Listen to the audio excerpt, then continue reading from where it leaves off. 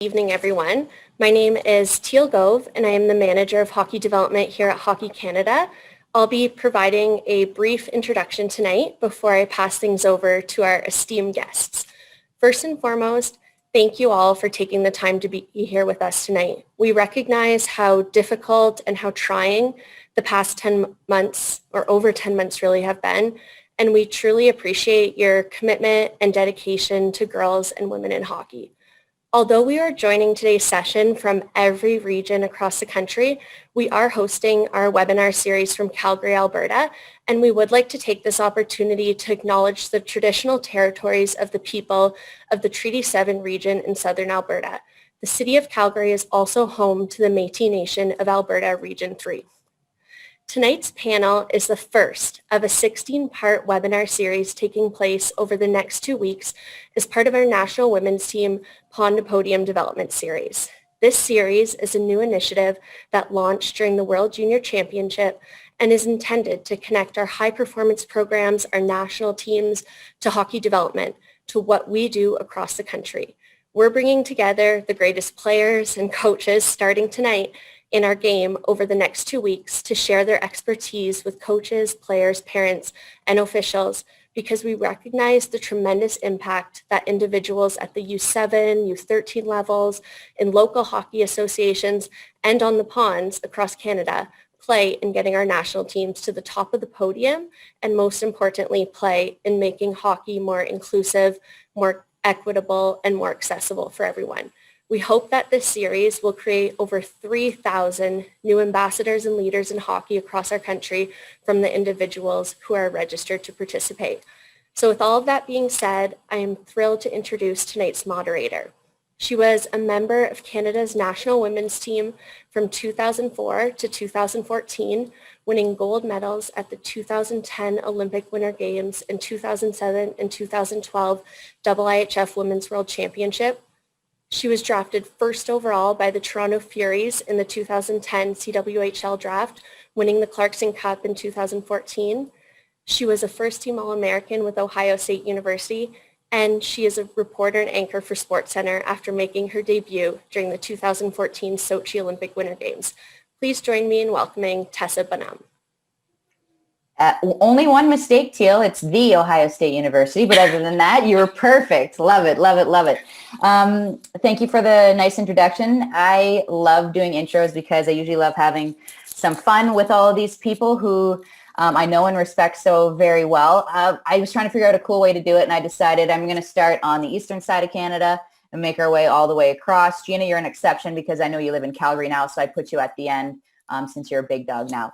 So we're going to start on the East Coast and move our way west, as mentioned. So first up from Spryfield, Nova Scotia, head coach of the women's national team since January 2020, Troy Ryan. Now, prior to being named head coach, Troy actually served as an assistant coach from 2016 to 2020. So he knows the team and the girls very well. He actually helped coach Canada to earn a silver medal at the Pyeongchang 2018 Olympic Winter Games. And he actually serves as the Atlantic Canada female coach mentor. So if anybody in Atlantic Canada is looking for a very good coach mentor, you might want to ring up Troy. He's also a high performance 2 certified coach. So welcome and thank you very much for joining us, Troy. You can hear the crowd go wild. As well, continuing with the East Coast theme, we've got Miss Kori Cheverie from New Glasgow, Nova Scotia, currently an assistant coach of the Canadian women's national hockey team. You might ask, well, what's her day job? She actually serves as the assistant coach for Ryerson University men's hockey team. No big deal, but she's actually the first female to be named a full-time assistant coach with a men's hockey program in U Sport history. So I mean, Kori, you're breaking barriers and you're making a good name for yourself. We're all proud of you. She actually knows a thing or two about winning as well. She helped Canada's under-18 national team win a gold medal back in 2019 at the World Championship as an assistant coach. And most importantly, in my opinion, she played professionally for 6 seasons with the Toronto Furies. As mentioned, we won the Clarkson Cup in 2014, which is basically equivalent to the Stanley Cup. So she's a teammate of mine and a good friend of mine as well. Kori, good to see you. Welcome to the panel. Moving a little bit west, representing Scarborough, Ontario, the current assistant coach of the national women's team, Vicky Sanahara. also known as Sundog. Vicky is what us former players called an old dog, out of respect, obviously. She was a part of the couple first with Team Canada. She played on the first Women's World Hockey Championship team in 1990, which took place in Ottawa. She scored 6 goals, totaling 9 points. She was also a member of the first Canadian Olympic women's hockey team back in 1998 at the Nagano Olympics. She scored 1 goal, adding 3 assists. Now, much like Kori, she's broken a ton of barriers. She's a 2-time Olympic gold medalist, 7-time world champ. She also played professionally for 10 years with the Brampton Canadettes, then turned Thunder, and is the head coach of the University of Toronto women's hockey team. She's a mom to 2 super awesome twin boys. I can say that because I've babysat them before, and they are hilarious and wicked awesome athletes. Obviously, they came from Vicky. And she coaches their minor hockey team, which is pretty cool. She's also a high-performance 1 coach. Vicky Sanahara, welcome to the panel. I would like to say young lady, but I can't. Welcome to the panel, old dog. Continuing our way west from Edmonton, Alberta, head coach of the under-18 women's national team, Howie Draper. He led Team Canada to gold in the 2019 Women's World Championship, as well as a silver in 2020. He spent 22 seasons as head coach of the University of Alberta's women's hockey team, where his team won 8 U Sports National Championships, 13 Canada West titles, and 4 U Sports Coach of the Year awards. He's a high-performance 2 coach and also cannot figure out how to add a background on Zoom. Howie Draper, thank you for joining this panel. Good to have you. All right, last and most certainly not least, from Rouyn-Noranda, Quebec, but currently residing in Calgary, so this is where the West comes in. Director of Women's National Teams with Hockey Canada, Gina Kingsbury. She's going to be adding a little bit of a French flair to this panel, so Gina, thank you very much. Gina played with the Canadian Women's National Hockey Team from 2001 to 2010. She's got a couple gold medals in her pockets, winning the Olympic gold in 2006 and 2010, not to mention 3 world championships. Following her hockey career, Gina actually ran the women's hockey program at the Okanagan Hockey Academy from 2010 to 2014. After that, she became an assistant coach for the Calgary Inferno of the CWHL for 3 years, and she did win the Clarkson Cup after the Toronto Furies showed her how, so they won in 2015. Gina Kingsbury, welcome to the coaches panel. Thank you very much for joining us, all of you. Everyone, now that we know our coaches, we're going to get down and dirty here. We're going to get to business with all these hard-hitting questions. Just a heads up for everybody. Teal didn't mention it, but I will. I know we've collected questions prior to this Zoom meeting, so we've kind of organized them, figure out what themes were very prominent, and then we created our own questions in a sense. So we hope all of these answers are exactly what you're looking for. I know there's a chat on the side where you guys might want to type in some questions. If we have time, we'll try and get to some of them, but I can't promise we're going to get to all of them, but we are going to work our way through and make sure that you guys are getting as much information as possible. And also, we appreciate you joining us on what is a very big NFL Saturday night. Nonetheless, Vicky, I know you probably have it on the side, but we're going to start with you because of that. So having been a player, now a coach, what do you know now that maybe you wish you had known when you first started coaching? I think there's 2 things. I wish when I first started that I reached out to ask for help, for support.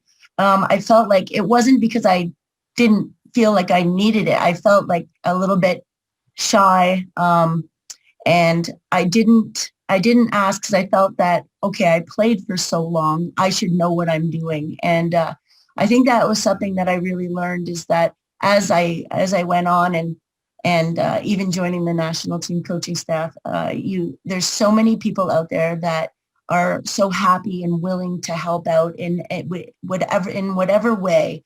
And so I feel like, I mean, I'm always learning, but I've learned when I opened up and got out of my comfort zone and actually asked for some help. So that was one thing. And then the second thing is, as being a head coach, really, giving my assistant coaches the opportunity to run things on their own. And I always felt like it was my responsibility to take care and talk, outline all the drills, draw up the drills at the board. And, partway through my coaching career, I started asking them, hey, do you want to? And they're like, a little bit shy, but then I kind of pushed them. You got this drill, you got that drill, and, giving them the responsibility. And I think it was just, I think it was helpful. And I think, everybody's voice counts, and they felt more invested in our program. So just 2 things that I wish I knew right off the bat. And we got a lot of great coaches here. You're one of them, Vic. Another one is Troy. And Troy, everybody kind of has their own, what I guess you can call coaching style or philosophy. So with you being the head coach of the greatest team in Canada, what are your core values of your coaching philosophy? I think it's something that's evolved obviously over time. And, I know when I first started, I was sort of, I probably made it too much about myself, and I was pushing my athletes probably more for my own career than I was for maybe their careers. But as I evolved as a coach, I started to realize that it's so important to, for one, is to meet people where they're at, not where you hope they could be. So actually taking the time to treat people as individuals, both on and off the ice. And then, through this whole process and being involved with the national women's team, it's easy to shift your focus completely because you are coaching the best team in the world and in a program with so many high performance athletes. But I think it is important to stay true to yourself, be genuine, be very real, and just be upfront and honest with people. And then some of the other sort of philosophical things other than values it's so important just to establish a philosophy in other areas of the game. So what type of environment you want to coach in, how you want to treat people, how you want to show up, but also sort of the tactical and technical things. It's important to establish an offensive philosophy, a defensive philosophy. So I think it's something that has just constantly evolved over time. And I think once you finally get comfortable with yourself, then you find yourself in a much better position to help other people. So that when I got to that point as a coach, I think it's when I really started to impact my athletes in a positive way. Is showing, I'm just going to piggyback off this, Troy, is winning the respect of your players or giving your players respect a big part of creating, having them buy into your team philosophies? Yeah, I think once they realize that so much of my job is trying to help them succeed, I think when they realize that and they realize that you're being genuine and that, helping them succeed, I think that is such an important step in that player-coach relationship. And once you can establish that, it's endless what that combination can achieve together. So with that comes culture, team culture, locker room culture. It's a big thing in sport. It can make or break a team. It doesn't matter how talented your team is. When Kori, Cheverie, and I won the 2014 Clarkson Cup, I'm going to keep bringing this up, by the way. Our team just made the playoff by 1 point, and we were the underdogs, and everybody had counted us out, and we made our way through, and we won the team. We were basically the real-life Mighty Ducks. But we had a really good team culture, and our team motto is, the Furies have more fun. And I think that creating a good team dynamic like that and incorporating a lot of fun helps a team be very successful, but a good team culture has to come with it. So Howie, what are some of the things that you focused on? You were so successful with your University of Alberta team. What were some of the things that you focused on to create such a supportive team culture? Well, first of all, I think you've been reading my notes because you've helped me segue into this perfectly. But I will say to start off with that leaders have a significant impact on their cultures, and everyone has to realize that you're the main influencer in that regard. So a culture is going to happen regardless. A positive culture or a supportive culture, whatever you want to call it, is more likely to happen if you take purposeful steps in order to get there. And I think you hit it right on the head. I think you want athletes that are willing to lay everything that they can out on the ice. You want athletes that don't accept losing in battle. You want athletes that want to help contribute to the growth of the rest of the group. And to each of their teammates, and to help them maybe see them succeed rather than seeing themselves succeed. So I think in order to do that, in order to build that passion, you have to have fun. Fun is it's the number one item on my list of to-dos when I'm thinking about what we're going to do with culture. And that fun doesn't start and end just with the players. I mean, it starts with how you interact with the whole group, including your staff. So that's a big part of it. It's just helping. As a great example here, Troy had a great idea. We had a virtual meeting with our girls last night and that are at the camp this week. And he brought up the idea of just doing a little game just to kind of get them involved. And you should have, now these are senior team athletes who are, they're getting up there. They're not kids anymore. And you should have seen their faces light up when he brought up this idea of just having this little puzzle or something and turning it into a competition. I think the other thing is just care. I think your athletes need to know that you care about them. So however you decide to demonstrate that, I think it needs to happen, certainly needs to happen organically, but they need to know that you understand what they're in it for, what they're trying to get out of the sport, whether they want to develop, whether they want to compete, whether they want to just have fun, whether they want to get to know people. You need to know that, and then you need to help demonstrate that you're prepared to create an environment where they can get that. I think the two other things really fast is just value. It needs to be value based. So you can't try and build a culture on wins and losses and making that the most important thing. So what are the other things that can be important? Family, respect, whatever, working hard, whatever you teamwork, all those kinds of things. And then the last thing I think is that you can do, the best thing that you can do as a coach is just model all those behaviors. So values drive behavior, and you need to be prepared to model them because your athletes are watching you. I have a piggyback question off of this because you mentioned leaders right off the top, and I know once Cassie Campbell retired and Vicky Sanahara retired, there was a huge hole in our locker room that needed filling, and it was almost like all of us were kind of just trying to keep our heads above water as opposed to somebody actually grabbing the reins and leading the team in the same direction or maybe in a completely different direction. But it was a team that was searching for said culture or at least an identity. So how do you make a culture or identity change? Is it through changing players or maybe leaders, or is it just laying down a strict set of rules? How do you go about that, Hallie? Just really quick. Well, as I mentioned, I think it all comes down to the coach. And I think one of the tough things, or I think one of the good things about high performance programs, I think in some ways it's good, is that they change coaches a lot. So the culture, I think, naturally will change. And the coach is going to come in and they're going to drive with their philosophies, as Troy had just indicated, they're going to drive what they feel is important in their culture. I've stated the things that I feel are important, but really ultimately it's in that one person. They have the vision. It's up to them to communicate that vision clearly. With our U18s, where for the last couple of years, it's fun, number one, it's fast, and it's fight. And I think we try and make that, and then family as well. So lots of F's, but we try and make that as clear as we possibly can for them so that there aren't any questions, that's the expectation. And then we go about figuring out how we're going to achieve that as a group.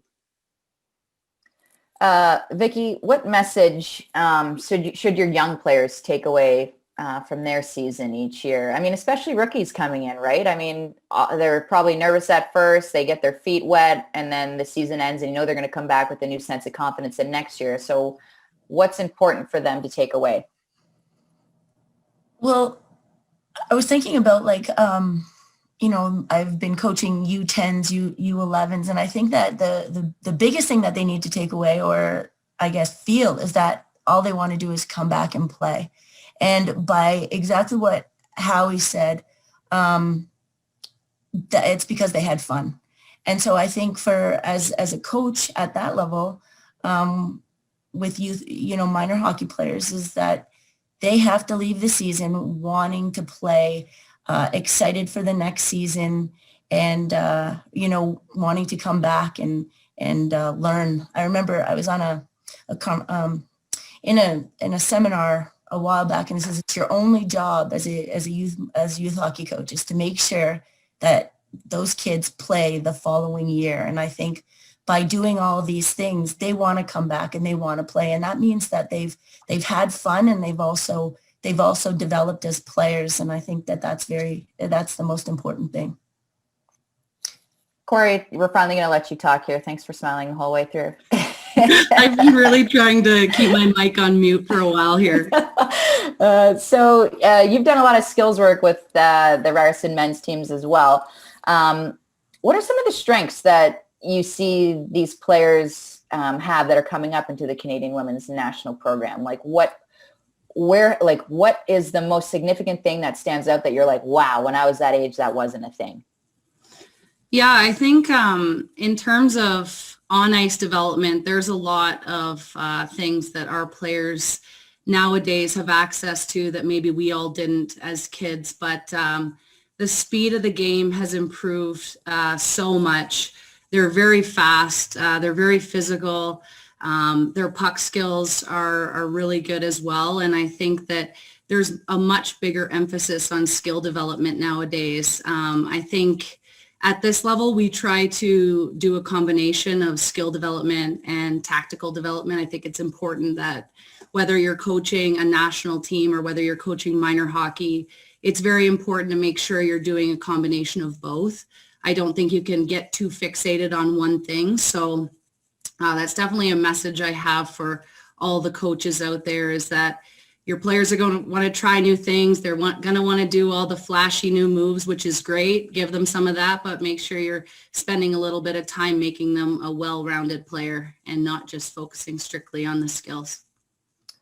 Skating, you put under the skills as well, a very important skill. Obviously, you said speed's big part of the game now. Yeah. Yeah, I mean, sorry, go ahead. No, after you, man. This is your panel. It's your chance to talk. You finally got the mic. Yeah, I think that skating is definitely a major asset. It's going to help you all over the rink. It's going to help you play offense. It's going to help you play defense. And it's just a really vital skill to have for the game that it is now. And I will say this to all the coaches out there of forwards that don't think it's a big deal to learn how to skate backwards. Please teach them how to skate backwards, because they might be on the power play one day. And as a defenseman who's not on the power play, watching a forward try and skate backwards when maybe the puck's coughed up is like the most frustrating thing. So please teach your kids to do both and be great at all of them. It'll only help their game.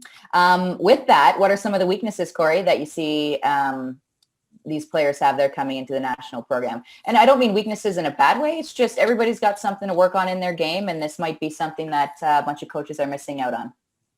Yeah, I think, when we get to this level, especially with my role focusing on skills and habits, we're always trying to find the details, the really small details in everything that we do. And I think something from grassroots right up to university and professional level hockey, the details in passing and the details in shooting, really, really important for the female side of the game. On the female side, we're always looking to try to generate more offense and score more goals. And I think that, if we really focus on those types of fundamentals at the earlier ages, once they get to university, once they get to the national team program, those skills are going to be highly developed, highly defined, and we're going to score more goals because of it. So that's a lot of fun. Troy, they say, there's certain things you can teach a player and there's certain things you aren't. Some players are born with hockey IQ. Some have to work on it. So how do you get players to develop that hockey IQ or game sense? Yeah, it can be tough. And I think first off would be to decide if you as a coach have pretty good hockey sense. Be plenty of coaches out there that it's something they can continue to work on.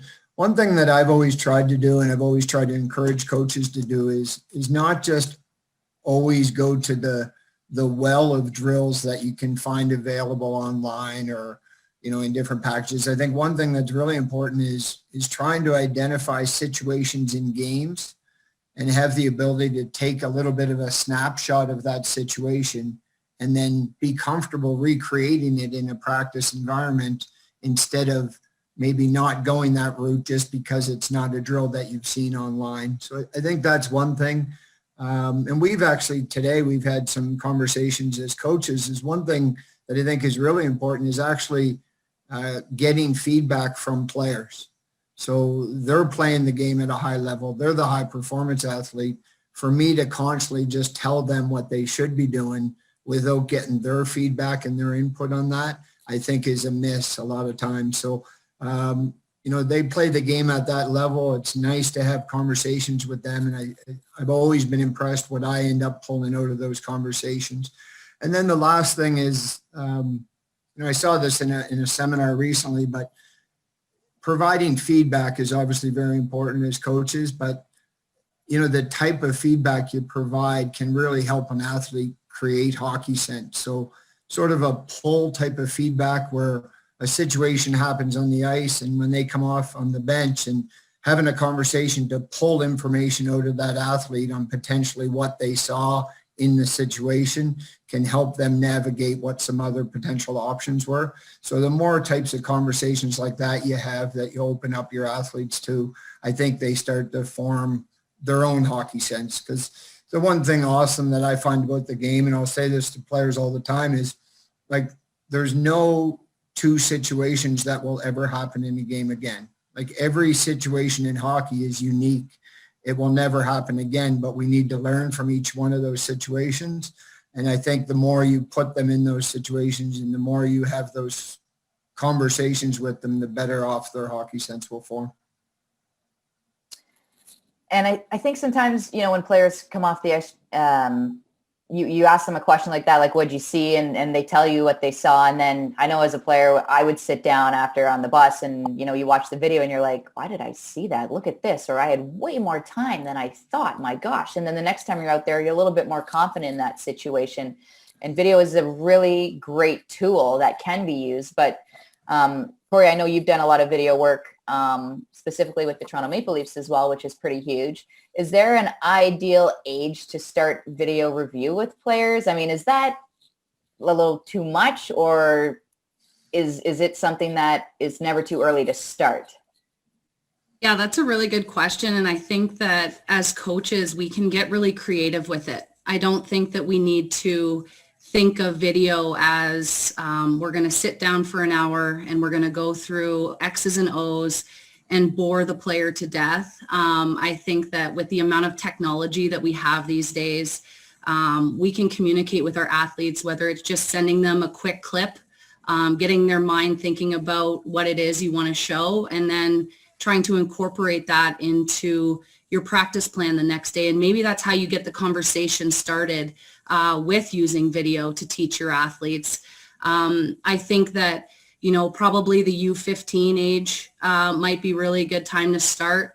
If you're doing video any younger, I would say just kind of, approach it a little more slowly and build up to those more elaborate video sessions. But I think that there's just so much technology. We can get really creative with it, and it doesn't have to be a full long hour session. It can just be a clip and it sparks something. And like Troy has said, the dialogue that comes out of that is sometimes you didn't expect it. And now, you're helping your athletes build that IQ that everybody's looking for. Right. And someone here is just wondering, Kori, if you can recommend a video tool for minor hockey coaches. One of the programs that I used, I believe it was called Coach Them. It was a platform where you can clip it, rewind it, shrink it, send it, everything that you need to do all in one. I can't remember if there was a cost associated with it, but when I was coaching minor hockey, that's what I used. Okay. Troy, I got to jump back. I feel really bad that I missed this because this is a very good question that piggybacked off of your philosophy right off the top. What age group do you start instituting a game philosophy, like offensive, defensive? When is the proper time where kids can actually grasp and you're getting something out of a practice? I think the question may be like, when do you actually start having sort of real tactical conversations? But to me, at the young age, those types of philosophies are similar to what Howie said. It's about just having fun. So right. If my offensive philosophy at working with 9 years old, it may just be to play the game really fast, have a lot of fun, like it doesn't need to be, we're going to do this forecheck and this defensive zone coverage. I would stay away, if that's kind of the question that was asked, I would stay away from that until I'm, well into their teen years. I don't think you need to focus on, certain offensive tactics and defensive tactics.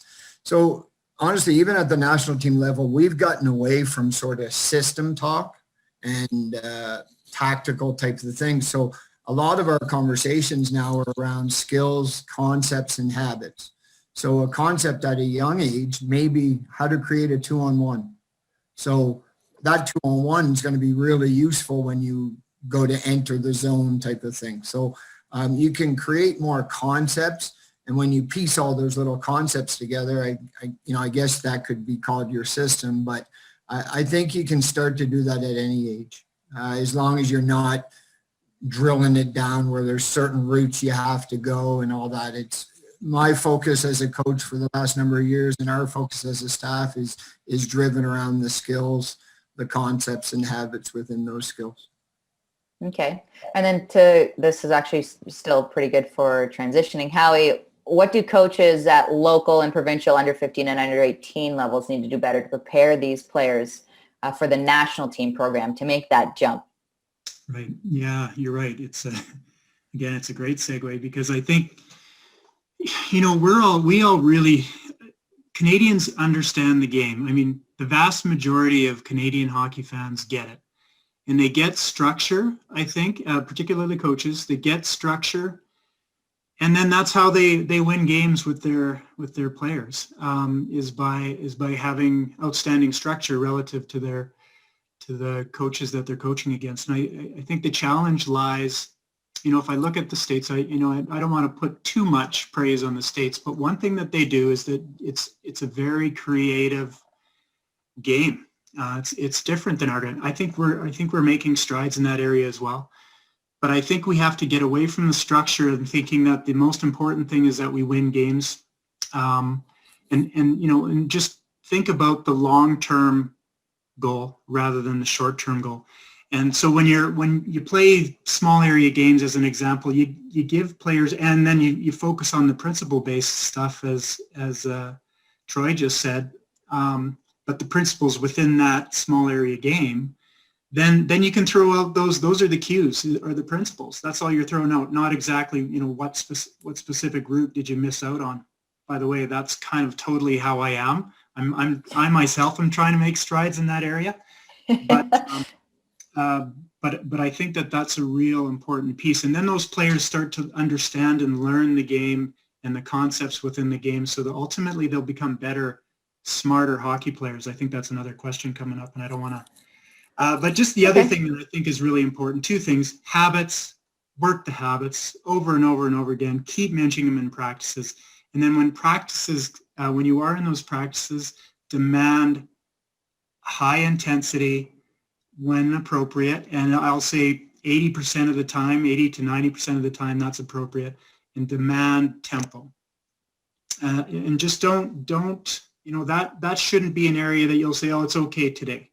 You should demand that, at least in my personal opinion, you demand that as much as possible. And then that starts to become the normal for them. And when they get into a game, then it's easy.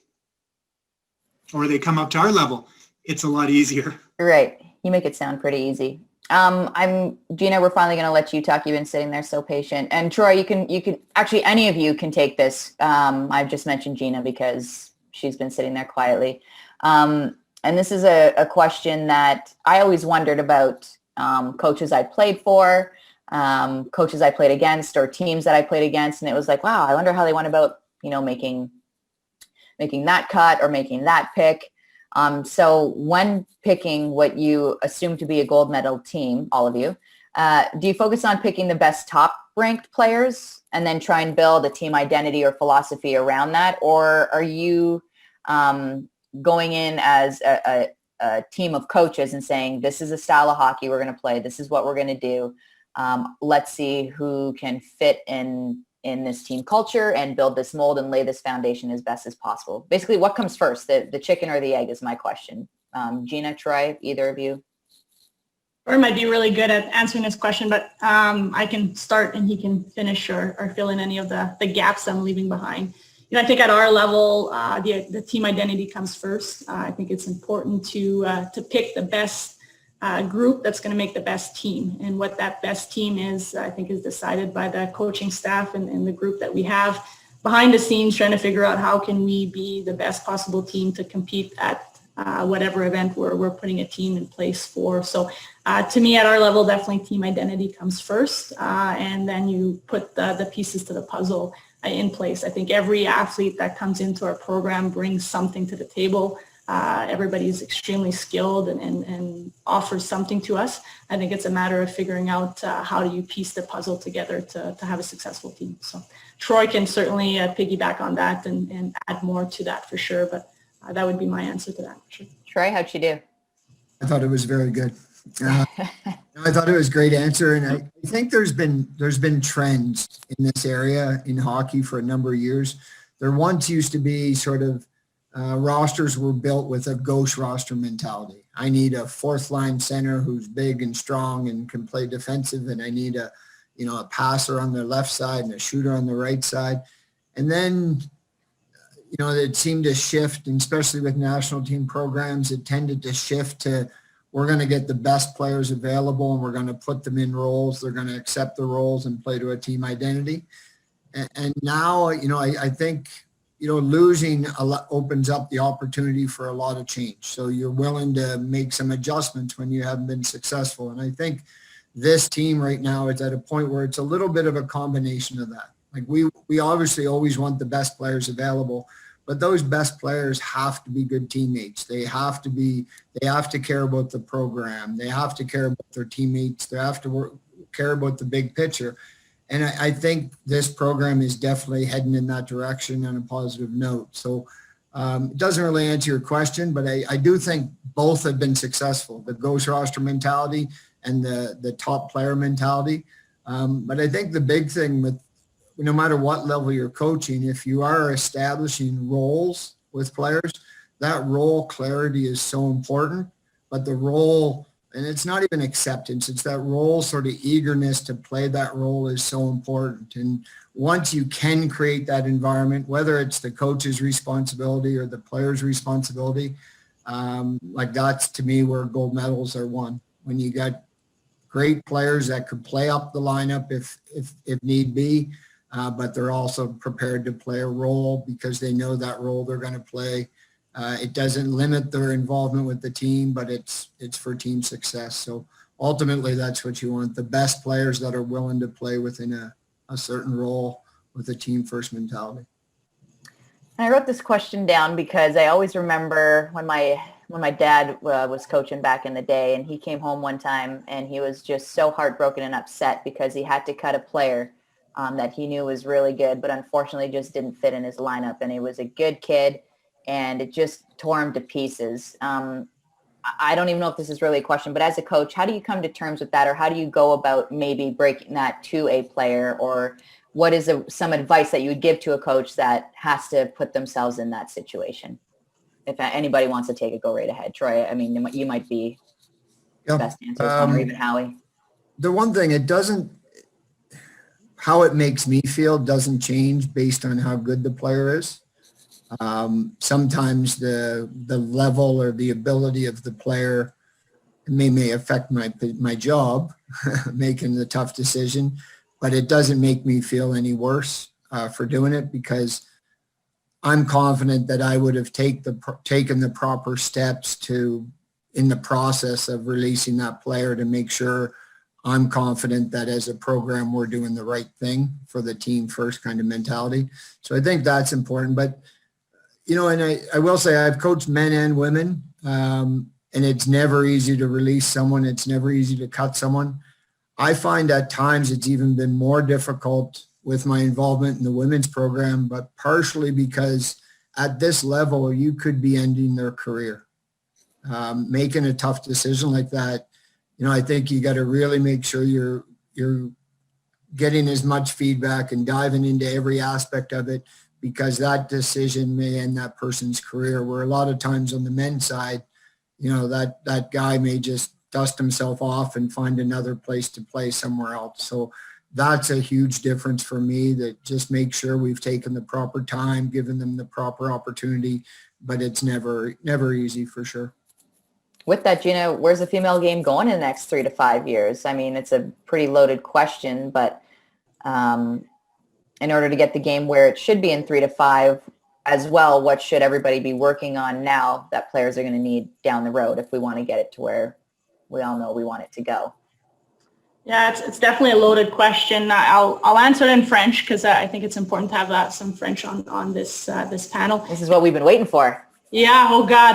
And then I'll answer it in English after. So hopefully if you're bilingual, we'll compare notes in case the answer is different in both.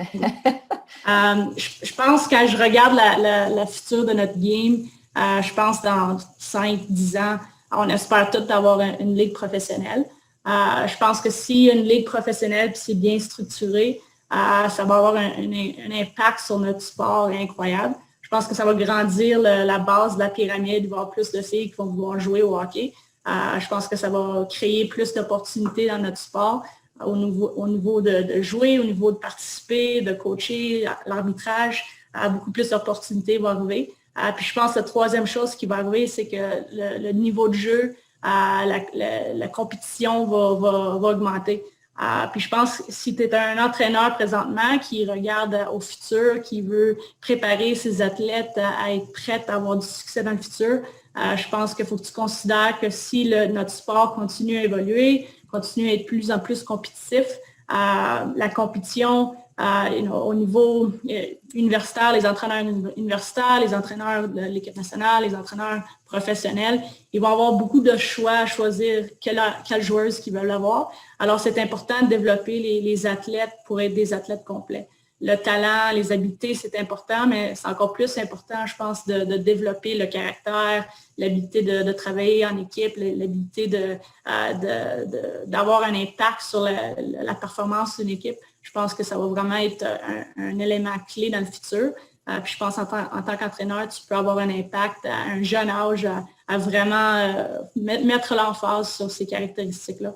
La deuxième chose que je pense qui est important, c'est que en tant qu'un leader dans ta communauté, si tu coaches la prochaine génération, je pense que c'est important de toi-même te renseigner sur c'est quoi les opportunités qu'il y a dans notre sport présentement, c'est quoi le parcours de grassroots jusqu'à l'équipe nationale ou universitaire ou professionnelle, puis de vraiment partager cette information-là avec tes joueuses, aussi avec les parents des joueuses. Fait que pour être sûr qu'ils comprennent que le hockey, c'est vraiment, le hockey féminin va devenir de plus en plus une opportunité de participer pour le reste de ta vie. Tu vas pouvoir faire une carrière dans le hockey féminin au niveau d'une joueuse ou au niveau d'un entraîneur. Puis je pense que c'est important de vraiment mettre l'emphase là-dessus à un jeune âge. So into English now, so you'll see if I said the same thing. But again, in 10 years or 5 years or in the future, we don't know the timelines, but I think the first place your mind goes to is a professional league, and hopefully it will happen, and I know it will. I am very confident that we'll get to a place where we have a strong structure around a professional league, and what that's going to do to our game, it will have a huge impact at all levels, but it's going to grow the base of the pyramid. There's going to be more and more players that are going to want to play the game, which is going to create more and more opportunities in our game. And it will elevate the competitiveness of our game. So I think if I'm a coach, if I'm a minor hockey coach and I'm looking ahead and I want to try to help, develop my athletes so that they can have success in what women's hockey is going to look like in the future, I think it's important to develop the athlete as a whole. And I think, talent and skills will bring you so far. But at the end of the day, national team coaches and university coaches and, professional team coaches down the road will have a lot of choices in the athletes that they get to pick. So the difference maker might not be how fast you are or, how strong you shoot. It might be a character issue, or it might be, the emphasis on, are you a good team player? Are you going to make our team better? Do you have good habits? Do you have an impact on the game with your skills? I think the intangibles are so important. And I think if you can start working on those intangibles at a young age, they become a habit, like how we mentioned, or they become an automatic. You're way more prepared to play at the next level. So you're really giving your athletes, some really great characteristics that are going to make them successful down the road, even if it's not hockey. Those are characteristics that are going to make you successful in life. So, and the other piece to that is, I think if you're a leader in the next generation, if you're coaching the next generation, so you are a leader, I think it's so important that you have a great understanding of what opportunities women's hockey offers right now into our game. opportunities, like what is the pathway? What is the pathway to play university, youth sport, or NCAA? What's the pathway to the national team? And educate your athletes, educate their parents. I think it's important that we have that information out there and that we're promoting the game of hockey. I think there's going to be more and more opportunities as we go along here. And I think making sure a next generation realize that hockey is for life and women's hockey is for life. There's going to be more and more opportunities to possibly play professional or coach full-time as a career, or, be a referee, or there's so many things that are coming up that I would want us to empower our next generation to really buy into hockey and want to be a part of hockey for life, which I think is only going to make us stronger and, make our sport stronger. So hopefully I did a fair job in French and English, but so I know that was a bit of a long answer. Apologize on that. Above average, Gina. I think that was very well done. That's basically the conclusion of all of this. Howie, Vicky, Kori, Troy, Gina, we really appreciate all your insight. There's actually, Sandra wanted to know, Kori, right before I go, if you could just type into the chat, at what age did you say she should start with video? Just wanted to say thank you guys all very much. I learned a lot. I came in here interested in hearing what all of you had to say. Vicky, it's kind of cool because I got to play with you and now hear your coaching philosophies. I always thought you were a coach player, someone that was on the bench that always saw the game as a coach. But now to hear you talk strictly as a coach and one that's grown and developed is pretty cool. Kori, same goes for you. I remember playing with you. You were someone, like Vicky said, that was always asking questions. You'd come off from your shift, you'd walk right down the bench and you'd start talking to Britt Smith and I, and it was just obvious that you had a love for the game, that you were eager to learn. And I think that that's definitely shown in how successful you've been and how far you've come. And it's going to be cool to watch you continue to develop. Howie, man, listening to you talk, it's like, I wish I had you just walking beside me throughout my entire career, because you're something special. And I think that these young ladies coming up are lucky to have you as a coach. And Troy, man, it's been awesome hearing what you have planned for this young ladies, this group that's coming up, because they're in uncharted territories. It's something that they've never had experience in a long time. Coming back from a silver medal at the Olympics, obviously they're all hungry. They want to be there. And I think that by the sounds of things, you're the guy to get it done. So best of luck to all of you. Gina, I think you've done a very good job curating this special group of people. And I hope everybody that was on this Zoom has learned as much as I have and enjoyed it as much as I did. And I can't wait till we can all get together, do this in person, enjoy a cold beverage after this is done. So let's make a promise that we'll probably try and do that next year. All right, G? Awesome. That's great. Thanks, Cool. Tessa. Teal, for you is, I don't know if Teal has closing comments or if we're just good to all pop off, but Teal, you're the boss. Thanks, Tessa. I'll just say a quick thank you again. Tessa, thank you for hosting. This was such a fun way to spend a Saturday night. Thank you, Howie, Kori, Vicky, Troy, Gina, for sharing all of your knowledge and all of your expertise. And I think one of the most exciting things is this is only the first of our panels coming up over the next 2 weeks. So if you do want more of this, more skills sessions, player sessions, Gina's leading a full session on the core values of leadership, head to hockeycanada.ca/Podium for 2 weeks more of all this content. Thanks, everybody, and have a great night. Thanks, guys. Bye. Bye.